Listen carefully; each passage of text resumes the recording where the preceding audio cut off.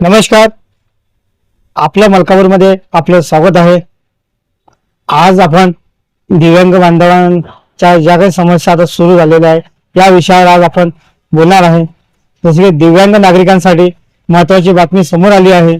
सरकारी योजनांचा लाभ घेण्यासाठी आता जुने दिव्यांग सर्टिफिकेट ग्राह्य धरले जाणार नाही, कारण नवीन EID सर्टिफिकेट काढणं आवश्यक करण्यात आले आहे.